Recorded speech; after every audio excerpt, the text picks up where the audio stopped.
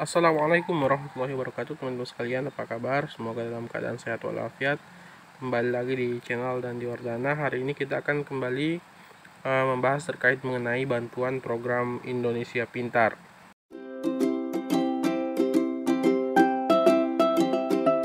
Baik teman-teman sekalian, secara terperinci kita akan bahas terkait mengenai bagaimana sih menjadi penerima bantuan program Indonesia Pintar. Namun sebelum kita lanjut, bantu saya untuk menekan tombol subscribe, like, dan share video ini agar kemudian channel ini bisa berkembang dan kemudian bisa memberikan informasi-informasi yang lebih bermanfaat lagi. Nah, baik teman-teman sekalian, sebelum kita membahas terkait mengenai bagaimana cara menjadi penerima PIP, penerima bantuan program Indonesia Pintar, kita harus terlebih dahulu mengetahui siapa sih yang berhak sebenarnya menerima bantuan program Indonesia Pintar ini. Karena kan selama ini yang kemudian kita ketahui bahwa untuk mendapatkan bantuan program Indonesia Pintar ini kayaknya semua kalangan bisa. Padahal sesuai dengan syarat dan ketentuan yang berlaku, penerima PIP itu sebenarnya dibatasi. Dibatasi oleh apa? Nah, kita akan bahas di kesempatan kali ini. Nah, baik teman-teman sekalian. Nah, penerima PIP itu adalah mereka yang berusia 6 sampai 21 tahun. Nah, dengan kemudian prioritas sasarannya itu yang pertama adalah peserta didik hasil pemadanan data yang kemudian tercatat di Dapodik dengan data terpadu kesejahteraan sosial DTKS. Jadi teman-teman sekalian, mutlak salah satu syarat untuk mendapatkan bantuan sosial berupa program Indonesia Pintar ini adalah harus melalui DTKS yang salah satunya. Kemudian yang kedua adalah peserta didik dari keluarga miskin, rentan miskin, dan atau dengan pertimbangan khusus.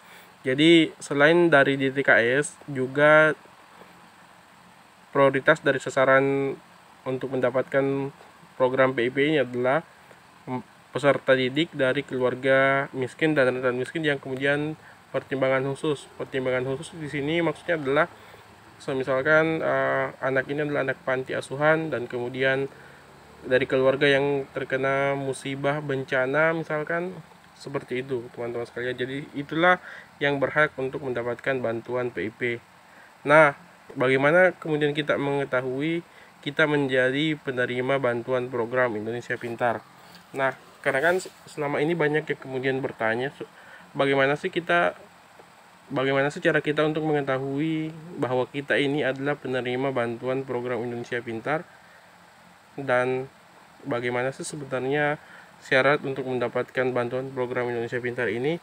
Nah, teman-teman sekalian, saya pikir untuk pertemuan kali ini kita fokuskan di tema ini, yaitu bagaimana cara mengetahui ataupun bagaimana cara kita mengetahui bahwa kita ini menjadi penerima program Indonesia Pintar. Baik teman-teman sekalian, jadi ada dua cara untuk mengetahui apakah kita sebagai penerima PIP atau bukan. Yang pertama adalah melalui sekolah. Kita bisa bertanya langsung ke sekolah melalui operator Dapodik bahwa apakah kita sebagai penerima atau tidak dengan cara mengunjungi website Si Pintar pada halaman pip.kemendikbud.go.id.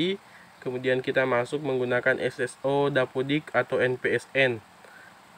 Nah, seperti itu teman-teman sekalian jika kita masuk ataupun bertanya melalui operator Dapodik di sekolah kita masing-masing. Nah, bagaimana dengan cara berikutnya? Yaitu dengan cara kita mengecek secara mandiri apakah kita menerima bantuan PIP ini atau tidak. Nah, untuk pengecekan secara mandiri ini untuk peserta dan orang tua wali, kita mencari apakah kita penerima PIP atau bukan melalui website Si Pintar juga pada halaman pip.kemendikbud.go.id, dan kemudian kita membutuhkan NISN, tanggal lahir, dan nama ibu kandung.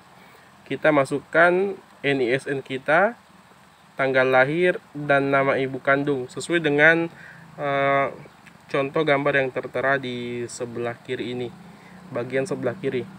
Setelah kita memasukkan nama ibu kandung, tanggal lahir, dan NISN kita, kemudian kita klik tombol cari. Nah, jika muncul nama kita, nama kamu, artinya kamu merupakan penerima PIP sesuai tahun anggaran yang tertera pada layar. Nah, teman-teman sekalian, teman-teman bisa mengetahui apakah teman-teman mendapatkan PIP atau tidak melalui dua cara ini. Nah, kalau misalkan teman-teman tidak melalui sekolah, teman-teman bisa juga melalui website pip.kemendikbud.go.id ini dengan cara memasukkan NISN, tanggal lahir, dan nama ibu kandung. Kemudian tekan cari. Ya, tujuannya adalah agar kemudian nama teman-teman bisa masuk sesuai dengan identitas yang teman-teman masukkan. Teman-teman akan mengetahui apakah teman-teman mendapatkan bantuan PIP ini atau tidak. Seperti itu penjelasan singkat dari kami, teman-teman sekalian. Semoga teman-teman bisa mendapatkan pengetahuan yang lebih dari informasi ini. Semoga teman-teman dengan informasi ini bisa mengecek langsung bantuan sosialnya. Saya pikir itu yang bisa saya sampaikan teman-teman sekalian. Semoga bermanfaat. Assalamualaikum warahmatullahi wabarakatuh.